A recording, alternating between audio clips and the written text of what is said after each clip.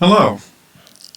Thank you for watching the September Hatfield Museum and History Society Community Program presentation. I'm Larry Stevens, President of the Society. This program is titled History of the Hatfield Post Office, and I will be focusing primarily on the early history of the Hatfield Post Office, although I will also include some more recent history as well. But first, let's go way back in time to take a look at the very beginning of the United States postal system. As early as 1639, informal, independently run postal routes were established in the town of Boston, in the young American colony of Massachusetts Bay. In 1692, more than 80 years before the United States was even born, Great Britain's King William and Queen Mary authorized the establishment of a postal business here in the American colonies with monthly postal deliveries between Boston and New York. Postal riders on horseback would carry newspapers as well as seeds and personal letters between those two major settlements. During the American Revolution, the Second Continental Congress decided that it needed to replace the British Postal Service, which makes sense, I think, given what was going on. And so in 1775, it created the United States Post Office and appointed none other than Benjamin Franklin to be the country's first Postmaster General. Now at this time, there were no postage stamps. People would just take their letters to the post office, and the postmaster would note the postage in the upper right-hand corner. Back then, the postage rate was based on the number of sheets of paper in the letter and the distance that it would need to travel. Postage could be paid either in advance by the sender, collected from the addressee on delivery, or paid partially in advance and partially upon delivery. That changed in 1847 when Congress authorized the production of United States postage stamps. The first general issue postage stamps were the 5-cent stamp, which depicted the first Postmaster General, Benjamin Franklin, and the 10-cent stamp, which pictured the nation's first president, George Washington. Clerks would use scissors to cut the stamps from pre-gummed, non-perforated sheets. A closer look at Washington's stamp shows the irregular scissor cuts around the edge that would result from the hastily cutting of a stamp. Only Franklin and Washington appeared on stamps from 1847 until 1856, when a 5-cent stamp honoring former President Thomas Jefferson was issued. And a bit of trivia for you. In the history of the Postal Service, George Washington has appeared on more U.S. postage stamps than any other person. And if you're so inclined, as you can see at the top left, you could purchase a used 1922 2-cent stamp with George Washington on it for only $80,000. At this point in time, that is in 1856, mail for the Hatfield area was delivered to what was then known as Leidy's Corner, located in Franconia Township near where Cowpath Road and the Franconia Township Line Road meet. A closer look at Leidy's Corner shows that Leidy's store was at that corner, and it's reasonable to assume that this was where the mail was delivered. On June 28, 1861, the Postmaster General authorized the creation of a post office in Hatfield, and he appointed Jacob M. Castle as Hatfield's first postmaster. Mr. Castle was the proprietor of the South Hatfield General Store on the southwest corner of Main and Vine Street, so it made sense that he established the first post office in his store. This photo doesn't date back quite as far as 1861, but it is probably the oldest photo we have of the building, taken around 1893. The job of the postmaster was an important one. Candidates for the job were proposed to the Postmaster General by an outgoing postmaster the local community, or local congressman. The Postmaster General at this time was a member of the President's cabinet, and the position was often given to a new President's campaign manager or other key political supporter in appreciation of their efforts. But it wasn't uncommon for a president to make changes in the position during his term. And the local postmaster positions could also change at the whim of each new Postmaster General. This resulted in Hatfield postmasters serving terms as short as a few months to as long as 23 years, depending on the political climate at that time. And it is not surprising that the small local postmaster's postal responsibilities were often kept as a sideline to his or her primary occupation, such as storekeeper. At this time, that is, in 1861, when the Hatfield Post Office was first established, postage paid only for the delivery of mail from one post office to another post office. Residents were required to pick up their mail at their post office. The postmaster had to keep the post office open during normal business hours, and if mail was delivered to the post office on a Sunday, the post office had to be open for 1 hour after the delivery of the mail. The exception to this was if the mail was delivered when there was a church service going on. In this case, the postmaster had to wait until the service was concluded and then open the post office for 1 hour. This practice began due to the fact that when the drivers of mail wagons came into town, perhaps looking something like this one, they would blow on a horn or a trumpet to alert the townspeople that the mail was arriving. Some ministers complained that the men heard the signal. They would rise up, leave the church, and head to the post office, where they would visit with each other, and some, in fact, would even play cards on a Sunday. So the post office, in the spirit of compromise, decided to stay closed during Sunday church services. However, the Postmaster General emphatically refused to stop running the mail wagons on Sundays, since this would delay the mail too much. In 1865, Jacob G. Leidy was appointed postmaster, and he apparently made an agreement with Mr. Castle to keep the post office in the store. And why not? I'm sure that it was certainly good for business to have people stopping by frequently to check for mail. And a year later, Mr. Leidy purchased the South Hatfield store business from Mr. Castle. In October 1872, John McLaughlin was appointed postmaster, and while it's not clear where the post office was located during McLaughlin's term, it is possible that he also made an agreement with Mr. Leidy that allowed him to keep the post office in the store.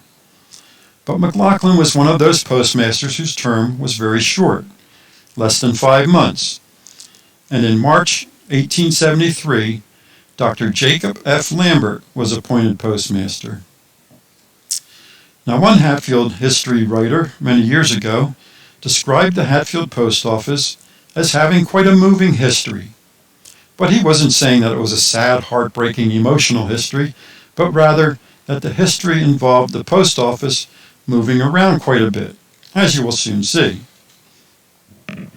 When Dr. Lambert was appointed postmaster, he moved the post office to his residence on the northwest corner of Main Street and Tillmenson Avenue, right across Tillmenson Avenue from the South Hatfield Hotel.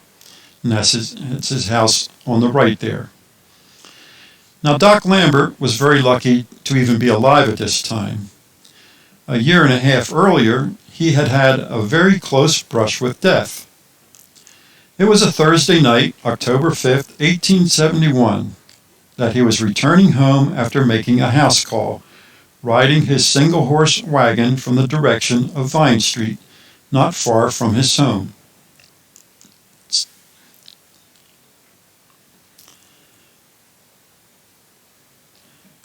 As he approached the railroad crossing, just a stone's throw away from his home, an oncoming, here he goes, An oncoming northbound train caused him to bring his rig to a stop.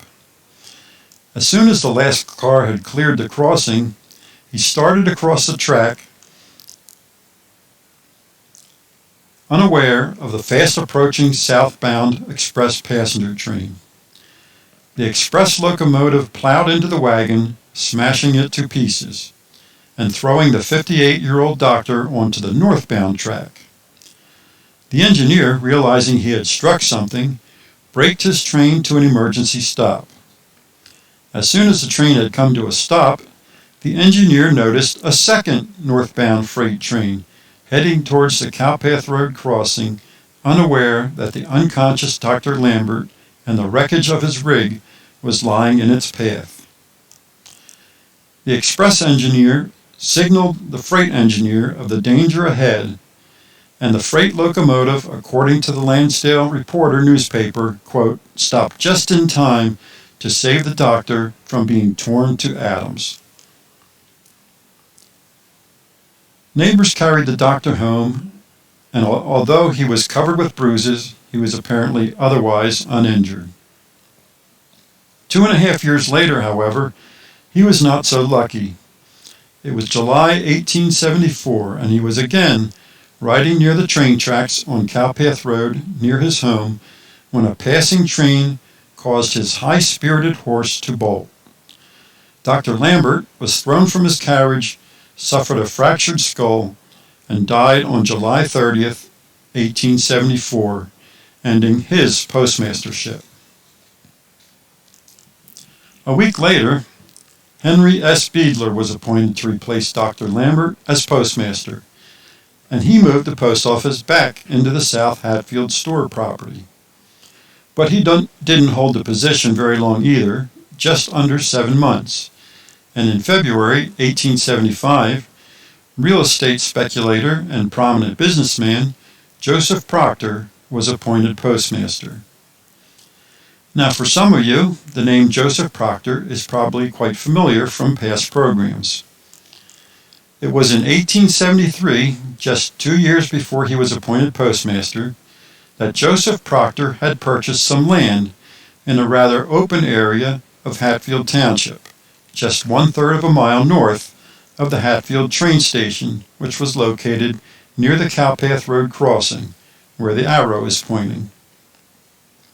Proctor then approached the North Pennsylvania Railroad Company and offered to sell them 2.5 acres of his land for just $1, on the condition that the Hatfield Railroad Station be moved from its location at the Cowpath Road crossing to the new railroad property. Proctor knew that the relocated station would dramatically increase the value of his remaining land. The railroad accepted his offer, the station was moved, and Proctor subdivided his land, and he had little trouble selling the lots that were now so convenient to the train station at quite a handsome profit, I'm sure. This is an 1877 map, just 4 years after the railroad station was moved to the new property. Proctor also sold a large piece of land along the railroad tracks to his brother, John Proctor, who then built a feed mill and lumber business on the property. Once appointed postmaster in 1875, Joseph Proctor moved the post office out of the South Hatfield store building and into his brother John's feed and lumber business. This is a closer look of the area in 1877. Almost every one of those houses and businesses were built on land bought from Joseph Proctor. Here's a closer look at John Proctor's feed and lumber business property, and we can see that at this time there was also a harness shop, a flour mill, and a shoe store on the property. This would eventually, of course, become the George S. Snyder mill property. Looking again at the 1877 map, notice some of the street names at this time. East Lincoln Avenue was known as Southway. Market Street was known as West Avenue. Maple Avenue was known as East Avenue, and Union Street was known as Portulaca Street, which at that time ran all the way up to Cowpath Road, now Main Street.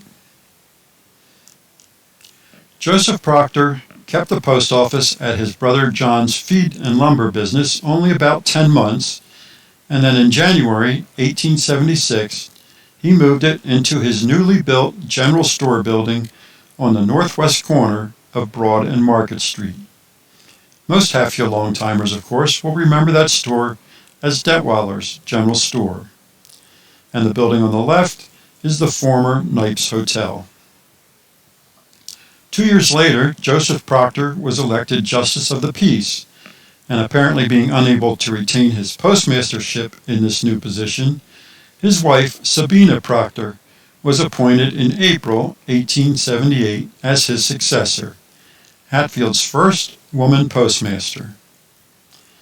The Proctors sold the general store property to Henry Ziegler in early 1879, and probably on the recommendation of the Proctors, Mr. Ziegler was then appointed postmaster on April 1st, 1879, and the post office was able to stay in the store.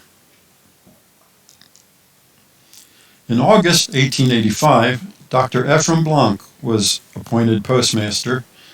Dr. Blanc moved the post office from Henry Ziegler's general store building and into his own new building on the southeast corner of Main Street and Lincoln Avenue, where Dr. Jaffe's office is now. In early 1886, less than a year later, Dr. Blanc sold his building at Main Street and Lincoln Avenue to Dr. Thomas Cooper. And not too surprisingly, in April 1886, Dr. Cooper was appointed to the position of Hatfield postmaster. In May 1889, Enos F. Hackman was appointed Hatfield postmaster. Mr. Hackman had just a few months earlier purchased the general store building at Broad and Market Streets, and so, of course, he moved the post office once again back into that building.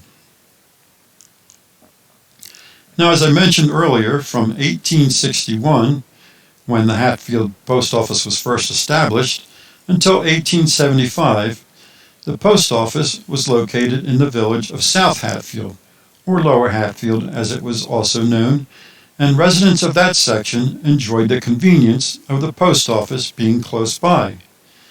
But in 1875, when the post office was relocated to the village of Upper Hatfield, or Hatfield Village as it was also known, they lost that accessibility. After 15 years of suffering this inconvenience, they apparently petitioned the Postmaster General to establish a second Hatfield post office for their convenience. Surprisingly, they were successful with their petition, and on April 21st, 1890, a second post office was established in this section of Hatfield Township for the benefit of the residents of Lower Hatfield.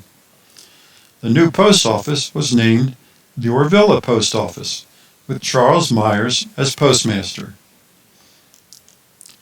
Myers was the proprietor of the South Hatfield General Store at the corner of Main and Vine Streets, and so, of course, the new Orvilla Post Office was located there. Now, why it was called Orvilla is not known, but perhaps some influential residents of that section of the township had some bearing on the decision.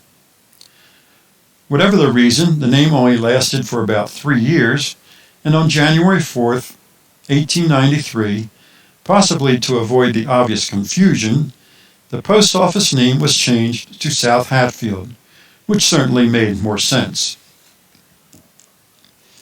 Here's a picture of the Myers General Store taken around 1893, with a Moyer and Swartley butcher wagon standing nearby. Charles Myers remained postmaster of this post office until June of 1895, when Aaron Richards was given the appointment. Mr. Richards then moved the post office out of the store and into his residence at 64 West Vine Street. This is the house that was some years ago purchased by Didden Greenhouses and then demolished. Those are the trolley tracks running down the side of Vine Street there. 2 years later, in July of 1897, Joseph B. Anders, who had earlier that year purchased the South Hatfield store, was appointed postmaster. Anders, of course, moved the post office back to the store building. And that's Joseph Anders at the far left there, and you can see the South Hatfield post office sign hanging from the front porch roof.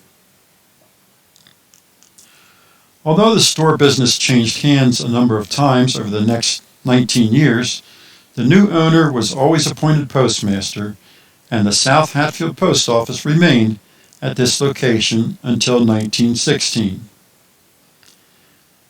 Henry M. Keisinger bought the store business early in 1900 from Joseph Anders, and he was appointed postmaster in April of that year. But he quickly went bankrupt, and the business was sold back to Anders, who was reappointed to the postmastership in September. Joseph Anders again sold the store business in 1907, this time to the partnership of Frank Koffel and Howard Huntsberger. And in July 1907, Frank Koffel was appointed postmaster. And that's Frank Koffel standing there in this 1910 photo with a team of horses hooked up to a Koffel and Huntsberger wagon in front of the store, ready for a Decoration Day parade. In July 1914, Koffel's partner, Howard S. Huntsberger, was appointed postmaster. A year and a half later, in January of 1916, a young 23-year-old Ziegler Z. Cope was made postmaster, and the post office was moved to his family's residence across Vine Street into 464 South Main Street. This was the home of his father, Dr. Leidy Cope, who had a medical practice there. But there apparently was plenty of room for the post office as well. And a year later, in 1917, Ziegler Cope also established his undertaker business in this building. Cope held the postmastership position until October 31st of that year, when the South Hatfield post office was discontinued and the mail was ordered sent to the Hatfield post office.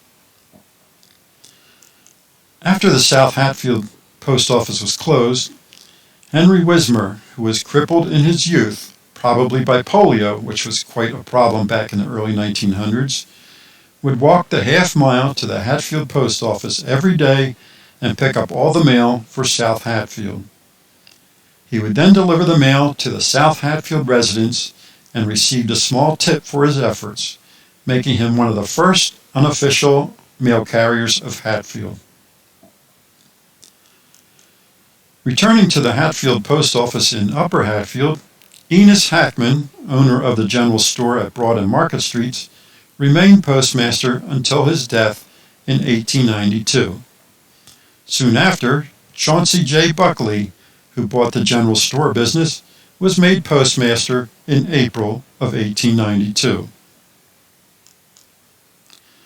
In April 1896, Dr. Titus Albright was appointed Hatfield postmaster, and the post office was moved out of the general store and into the drugstore next door that Dr. Albright operated out of his home on Market Street. And there's a picture of Dr. Albright. A biographical sketch written in 1904 about the highly respected Dr. Albright stated that the forming of Hatfield Borough was initiated at his suggestion and carried through largely as the result of his work and influence. It went on to say, quote, "Having made the first move in that direction, he has been called the father of the borough," end quote. Dr. Albright served a 4-year term, and then in May of 1900, he lost the postmastership. Chauncey Buckley was again appointed postmaster, and so once again, the post office was moved back to the store building. Incidentally, 2 years earlier, in 1898, Chauncey Buckley was also instrumental in the founding of Hatfield Borough and was elected as the first president of Hatfield Borough Council. In January 1908, Mr. Buckley became the Montgomery County Sheriff, and his son, Harry, was made assistant postmaster, while plans were made to appoint a new postmaster. Mr. Jonas S. Moyer was soon selected to succeed Chauncey Buckley as postmaster, effective April 22, 1908. Mr. Moyer was, in my opinion, one of the most, if not the most, prominent Hatfield Borough citizens in the town's early formative years, and was very active in civic affairs, including serving as Hatfield's Justice of the Peace. This is the only photo we have of Jonas Moyer, taken in his new fire company uniform in 1912. Moyer was the fire company's first president when the group formed in 1910. In addition to being active in the insurance and real estate business, Mr. Moyer also operated a foundry and fence factory on Cherry Street. Nearby on Broad Street, he also owned a double house that he rented out, and in which he also had his fence factory office. It was Moyer's intention to move the post office out of the general store and into this building when he started serving his term as postmaster on April 22, 1908. But on April 13, 1908, a fire broke out in his fence factory. The factory building, being of frame construction, was soon a mass of flames. The fire soon also spread to Moyer's two-story frame building on Broad Street, which also burned to the ground. The Hatfield Times newspaper reported that, quote, "At one time it looked as if the entire corner of Broad and Market was doomed, but fortunately the wind was driving the flames in the direction that was not built up. The Zepp Bakery property across the alleyway from the burned foundry, meaning across Cherry Street, was badly scorched, and only by the aid of a bucket brigade was it saved," end quote. The Hatfield Fire Company was not formed yet at this time, so the Lansdale Fire Company was summoned, but by the time they arrived, as you can imagine, the fire had burned itself out. So Jonas Moyer continued to operate the post office out of the general store building, which, by this time, had been purchased by Isaac C. Detweiler. In less than 2 months, though, some things moved a lot faster back then, Jonas Moyer quickly constructed this new building at the corner of Broad and Cherry Street. And the June 8, 1908 edition of the Hatfield Times newspaper reported, quote, "Mail and post office supplies were removed from Detweiler's store to the new post office building, which the present postmaster had built for the purpose. The new building is brick, and the interior is finished in stained woods, and the walls plastered in tinted colors. The post office fixtures are of the latest patterns, including combination lock boxes. As a whole, it makes a very neat and attractive appearance," end quote. Here's another photo of the new post office building, and you can see that Jonas Moyer had his fence factory office in the left side of the building, and he has rebuilt his twin next door, this time of brick construction. In February 1914, Jacob Hollenbach was appointed postmaster to replace Mr. Moyer, and the post office was moved into this newly erected building on East Lincoln Avenue next to the Heidelberg Reformed Church, seen there on the right. That's Postmaster Jacob Hollenbach there in the center. Wilson Cope is on the right. He would later go on to serve as postmaster. And the gentleman on the left is Ralph Swartley. This is the first time that the post office had its own dedicated building. Previously, the post office had always shared space with other businesses. Now, it was not too long after this post office was built, just 3 years later, in 1917, that the South Hatfield Post Office was closed. so perhaps the plan for consolidation was already in the works when this building was constructed in 1914. It was during this time that a young fellow by the name of Samuel Rubin helped the mail get through by reporting daily to the post office with a wheelbarrow or two-wheeled cart to pick up the outgoing mail, deliver it to the train, and return to the post office with the incoming mail. It is unfortunate that we do not have any old photos showing the inside of these early post offices, but what we do have is the post office window from when the post office was in this building. It was donated by the family of Evelyn Spaniger, who loved Hatfield history and was a charter member of the society. From information that Evelyn supplied to her daughter, we know that this window was used in the Lincoln Avenue post office building from 1914 until 1922, when the post office was moved once again. It was common for small town post offices to utilize modular pieces like this window section, which allowed postmasters to buy only the pieces they needed and to construct their post office to the needs of their space. The photo on the left gives you an idea what the inside of the post office may have looked like, and it's very similar to our post office window. We're not sure how Evelyn came to own the window. Perhaps she purchased it from another Hatfield antique collector, but when she got it, her husband Willard built it into a display unit for her little shop on Bergy Road that she used to showcase her antiques and tollware items that she painted. And here's another view of the repurposed old post office window.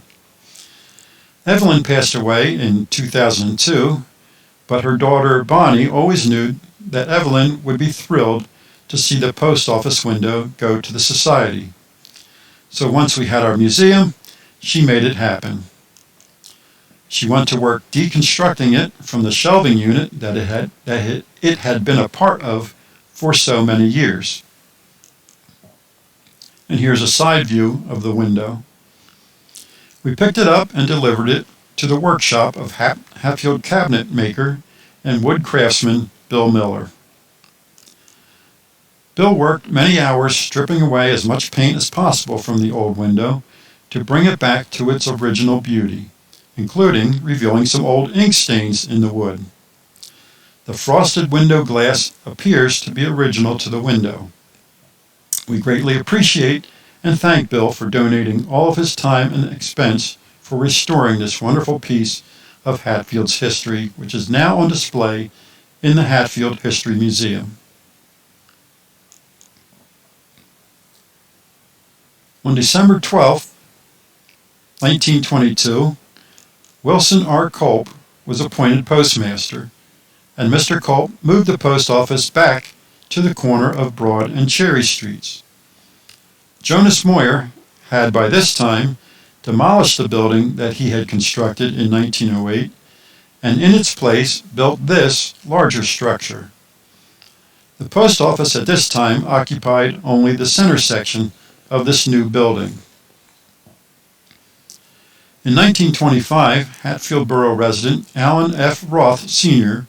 was given the contract to transport mail bags between the Hatfield Railroad Station and the Hatfield Post Office, taking over the duties previously performed by Sam Rubin. In 1931, the Hatfield Post Office was advanced from a third-class post office to a second-class post office. In 1932, however, a slump in postal business, which was rampant all over the United States due to the Great Depression, reduced the Hatfield Post Office back to third class. Following the retirement of Postmaster Wilson Culp in May of 1935, Elmer Zepp was made acting postmaster and then officially appointed postmaster in April 1936. That's a young Elmer Zepp in the front passenger seat in this 1922 photo of some members of the Hatfield Fire Company. Elmer Zepp was chief of the company at that time. Also in 1936, the Hatfield Post Office assigned Hatfield Borough residents house numbers in anticipation of applying for home mail delivery service. Postmasters, citizens groups, or town authorities could petition the Post Office Department for home delivery service if their town met population and postal revenue requirements. Also, the town had to have sidewalks, ensure that streets were named and lit, and numbers were assigned to houses. In 1937, business at the Hatfield Post Office had increased to the point where it was again advanced to second class. This was good news for Mr. Zepp, as the postmaster's salary was based on what class the post office was. In 1938, the U.S. Post Office celebrated the 20th anniversary of the first scheduled airplane service for mail delivery. The first regularly scheduled airmail service in the United States was inaugurated on May 15, 1918, over a route between Washington, D.C.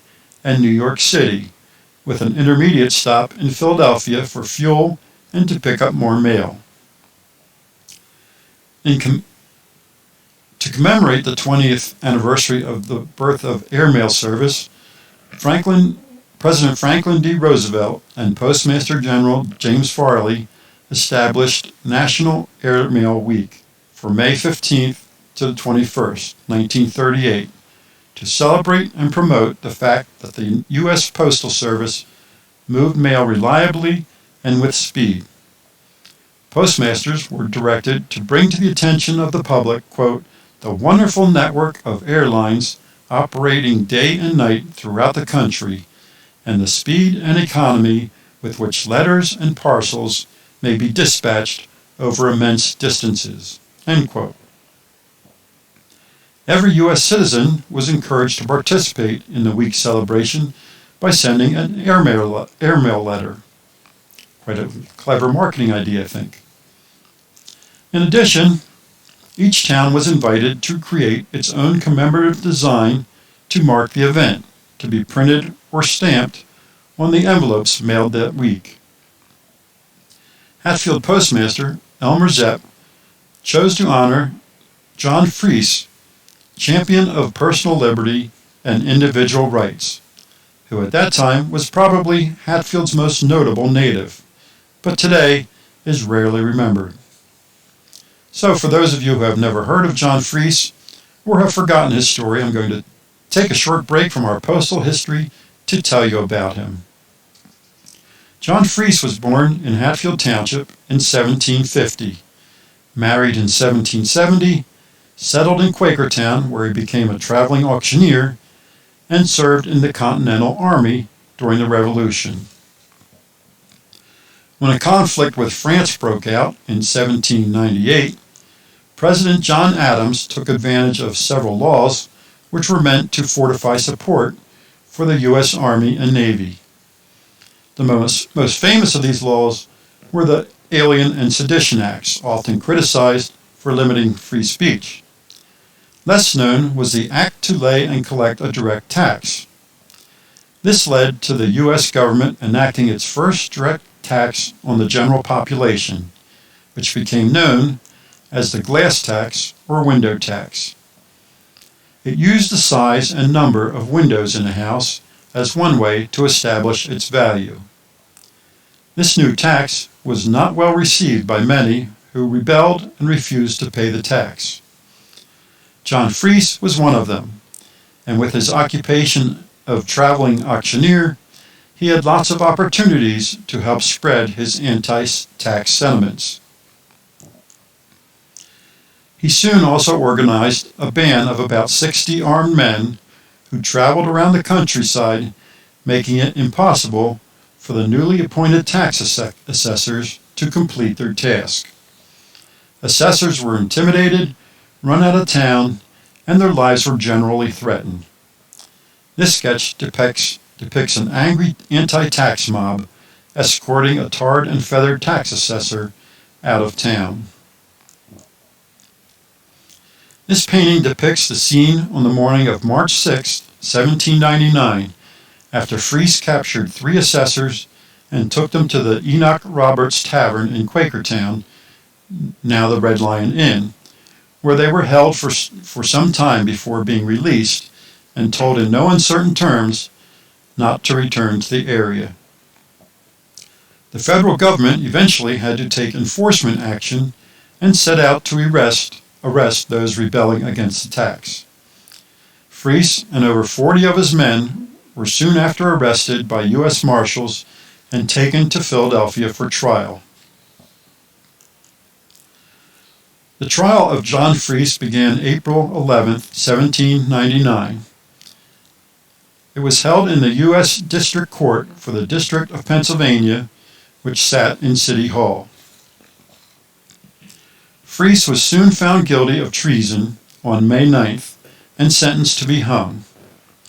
But a week later, on May 17th, a mistrial was declared when evidence surfaced that one of the jurors had expressed a desire, before the trial even began, to see Fries hang. The second trial opened on April 16, 1800. Fries was again found guilty of treason on April 25th and again sentenced to hang on May 23rd. Fortunately, on May 21, 1800, just 2 days before they were to be hung, Fries and 2 of his men were pardoned by President Adams, who was not convinced that Fries's crimes fully fit the strict definition of treason. In fact, President Adams ended up pardoning all of the people involved, believing that the German heavy area of Pennsylvania from which they came meant there was a language barrier that prohibited the Fries rebels from fully understanding the laws that they were breaking. The pardoned men were released and returned to their homes, where they were regarded as heroes for having the courage to stand up to what they considered an oppressive tax. Fries stayed out of trouble from then on and is remembered mostly through the naming of a section of State Highway Route 663 between Route 29 and Route 309 as the John Fries Highway. So now you know a bit about Hatfield native John Fries. Now back to our postal history. In February 1939, the Hatfield Chamber of Commerce drafted a petition to have mail delivery established in Hatfield Borough. Chamber members canvassed the borough and managed to obtain the signatures of 597 adult borough residents. The Chamber delivered the petition to Postmaster Zepp, who drafted this letter, dated January 11, 1940, to Postmaster General James Farley. In the letter, Postmaster Zepp made his case for home delivery with the Chamber of Commerce petition and pointing out that the business at the Hatfield Post Office had been steadily increasing for the past 4 years. He closed his letter with, "Expecting to receive a favorable reply to this communication, allow me to remain loyally yours, Elmer N. Zepp, Postmaster." Well, he did not receive a favorable reply. About 2 months later, the application for home delivery of mail was denied due to the lack of funds and because the borough had approximately 50 persons was approximately 50 persons short of the required 1,200 population. In 1945, Allen Roth Jr. took over the duties of mail messenger from his father, who for 20 years had shuttled the mail between the Hatfield train station and the post office. In November 1950, the Chamber of Commerce again petitioned the Postmaster General for home mail delivery service. And in 1952, their efforts finally paid off. A letter from U.S. Assistant Postmaster General Lawler to Postmaster Elmer Zepp stated that he was authorized to establish the home delivery of mail and to deliver parcel post and special delivery mail effective May 1, 1952. And the first Hatfield Post Office foot carrier position was given to John Wolfe, seen here. On June 30th, 1952, without any prior notice, Postmaster Zepp was notified that a 1-ton truck would be delivered at the post office to be put into service the next day for mail delivery. The first mounted carrier position, as they were called then, was given to Harry S. Reinhardt, Jr., seen here.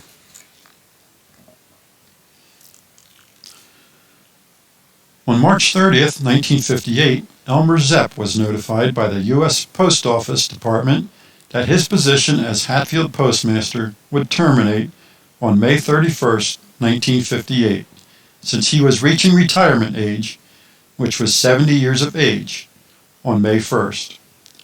During his 23 years as postmaster, Zepp had seen the Hatfield Post Office change from third class and 3 employees to first class with 10 employees. Here's an April 1958 photo of the postal staff inside the Broad Street Post Office. From left to right, they are Chester Smolla, Harry Reinhardt Jr., John Wolfe, Ed Hedrick, Ken David, and Postmaster Elmer Zepp. On Zepp's retirement, John Wolfe was appointed acting postmaster to take his place, and then appointed postmaster the following year on July 31st, 1959. By 1961, it had become obvious that the old post office on East Broad Street just wasn't big enough to properly serve the rapidly growing Hatfield community. In 1962, after 40 years at the Broad and Cherry Street location, the post office was moved to a new building at 45 North Main Street. The new facility was dedicated on May 19th of that year, with State Representative Edwin G. Hall serving as Master of Ceremonies, and the invocation given by the Reverend Father Thomas F. Doyle of St. Marie Goretti Church. Music for the dedication program was furnished by the North Penn High School Band, and the main address was presented by the Honorable Richard S. Schweiker, U.S. Congressman, 13th District, Pennsylvania. Remarks were also made by Harry E. Bruner, who was General Chairman of the dedication program, as well as President of the Hatfield Chamber of Commerce. Hatfield Borough Mayor Chester S. Knipe also spoke, and the benediction was given by the Reverend Alton F. Hoffman from Grace Lutheran Church. And here's a picture of the back of the new post office building. And here's the post office employees in 1962. So for 60 years now, the Hatfield Post Office has remained at that same location. In 1963, the U.S. Postal Service implemented the zip code system to more efficiently, and therefore more quickly, route the mail through the postal system, and the Hatfield Post Office was assigned the zip code 19440. There was, however, some resistance to using zip codes by the general public, and this was particularly true of older mailers. And some of you may recall that difficult transition. Mr. Zip was the post office's answer to this problem, as they tried to teach small children to know and to always use the zip code as they got older, and also to encourage their parents and grandparents to do so. Also in 1963, it was the end of an era as the mail messenger position was terminated. For 18 years, Allen Roth Jr. had met the Reading Railroad mail train 7 times a day, 6 days a week, from 6:30 a.m. to 8:30 p.m., transporting up to 150 mail bags a day between the railroad station and the post office. And he had only missed 2 trains in all those years, both times because of snow. But on Saturday, June 29, 1963, the Reading Railroad trains carried their last mail bags into Hatfield. The railroad had terminated its mail contract with the U.S. Post Office Department. This photo shows 45-year-old Allen Roth Jr. on the left meeting his last mail train to perform his duty one last time. John Wolfe on the right, Hatfield postmaster at that time, reported that additional trucks would be pressed into service to replace the trains. This June 1968 photo shows Hatfield Borough Mayor Chester S. Knipe on the right holding a sheet of commemorative register and vote stamps that he purchased at the Hatfield Post Office. And that's Hatfield Postmaster John Wolfe on the left and Postal Clerk Ken David in the center. In 1971, the Post Office Department was reorganized into the United States Postal Service, an independent agency of the executive branch, and the Postmaster General was no longer a member of the cabinet. In 1974, after 34 years with the Post Office, 16 of which were as postmaster, John Wolfe retired from the Postal Service. Jumping ahead to July 1991, for the first time in over 110 years, a woman, Jane Rossman, was again appointed to the postmastership of the Hatfield Post Office. Sabina Proctor, who was appointed in 1878, was the only other woman postmaster in Hatfield prior to this. The following year, in 1992, one of the greatest innovations in the history of the post office was attempted and introduced nationwide: self-adhesive stamps. The Postal Service originally developed self-adhesive stamps to make pre-canceled stamps more secure. Pre-canceled stamps were, as the name implies, stamps that were canceled across the face before being sold, and they had been around for quite some time, since the mid-1800s. But there was a problem associated with these stamps. One report stated that by the late 1960s, as many as 20% of them were being soaked off and reused. So the post office started work on developing a stamp that, once applied, could not be removed intact. The first self-adhesive stamps were tested by the post office with the issuance of the 1974 10-cent pre-canceled Peace on Earth Weather Vane Dove Christmas stamp. It was believed that the tightly bound self-adhesive would not permit the stamps to be soaked off. Unfortunately, these stamps cost 3 to 5 times more to produce than regular postage stamps, and they could still be soaked off and reused. Stamp collectors also complained that the stamps soon became discolored due to the instability of the adhesive. It wasn't until 15 years later, in 1989, that the Postal Service again experimented with self-adhesive stamps. But this time, their emphasis was on customer convenience as opposed to stamp security. This is the 1989 Eagle and Shield self-adhesive stamp.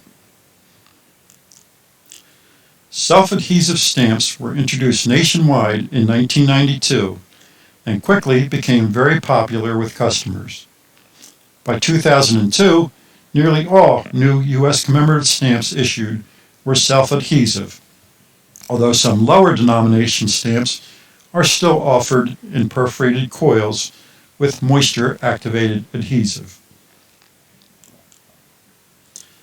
In 1997, it was made known that the U.S. Postal Service was planning the construction of a carrier annex near Lansdale, which would consolidate the carriers from both the Hatfield and Lansdale post offices. Concerns over reduced services and lost efficiency prompted strong opposition from businesses and residents, organizations, and the municipal offices of both Hatfield Township and Hatfield Borough, and the consolidation plans were finally shelved. Another great innovation in the Postal Service was the introduction of forever stamps in 2007. These were introduced to make life easier for people who didn't want to contend with adding 1 cent or 2 cent stamps to their mail every time the Postal Service increased their rates, which seems to happen with increased regularity in recent years. So that's the Hatfield Post Office's moving history. I hope that you found it interesting and educational. Thank you for watching.